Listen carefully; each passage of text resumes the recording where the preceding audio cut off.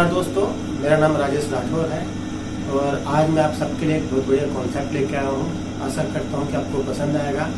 साथ ही मैं FPIT का भी बहुत बहुत धन्यवाद करता हूँ जिनकी वजह से मुझे आज बोलने का मौका मिला है। तो अब शुरू करते हैं कॉन्सेप्ट।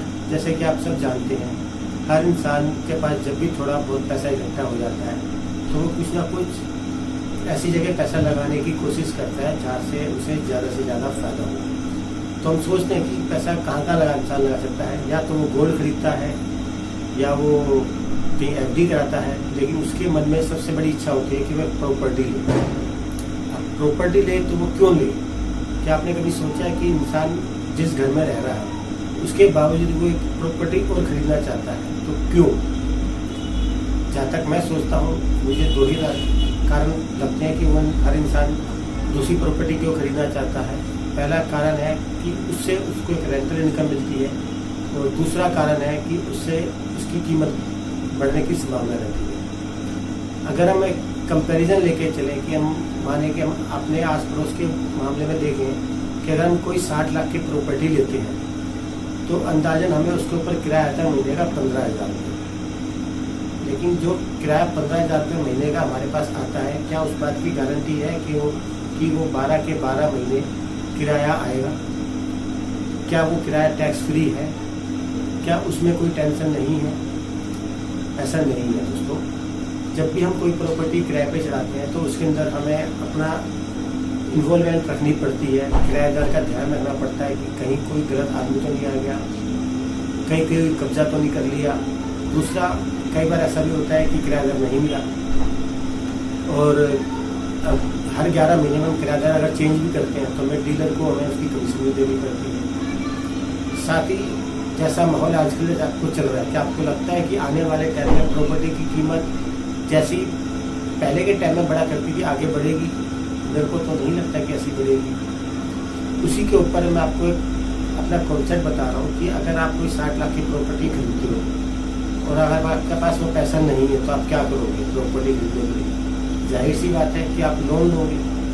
अगर आप 60 लाख का लोन लेते हो तो उसकी महीने की अप्रोक्सीमेट आती है 15 साल के लिए 60,000।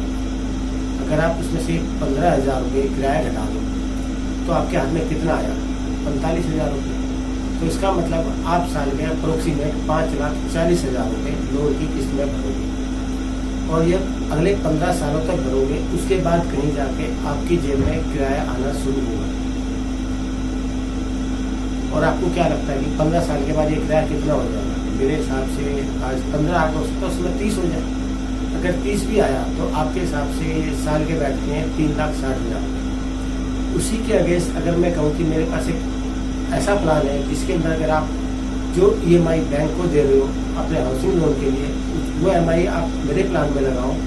मतलब कि वहाँ 5,40,000 रुपये साल के दे रहे हो, मेरे को खाली 5 लाख रुपये साल के मेरी स्कीम में पैसा लगाओ 15 साल तक। 15 साल के बाद आपको तो किराया आ रहा था 3,60,000 रुपये, लेकिन मैं गारंटी देता हूँ रिटर्न में कि मैं आपको 5 लाख रुपये साल के, वो भी टैक्स फ्री दूंगा।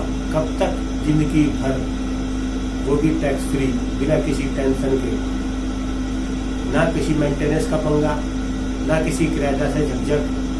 हर साल में एक फिक्स डेट पे आपके अकाउंट में वो पैसा टैक्स फ्री आ जाएगा।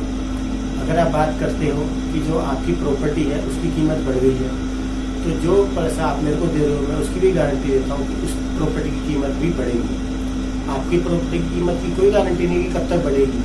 हो सकता है आपको इमरजेंसी में जरूरत पड़ जाए तो 100 रुपये की चीज़ आपको 80 रुपये में बेचनी पड़ेगी। लेकिन यहाँ पे जब भी आपको अपने पैसों की जरूरत हो, आप हमारी प्रॉपर्टी बेचना चाहते हो, तो आप हमें बोलिए, हम आपका किराया बंद कर देंगे और 6 दिन के अंदर आपके अकाउंट में पेमेंट डाल देंगे। और पेमेंट भी काफ़ी अच्छी बड़ी होगी, चिंता ना करें। अगर आप और कुछ जानना चाहते हैं तो कृपया करके इस नीचे दिए गए नंबर पर फ़ोन करें। धन्यवाद। और कमेंट में जरूर बताएं कि आपको ये कॉन्सेप्ट कैसा लगा। धन्यवाद।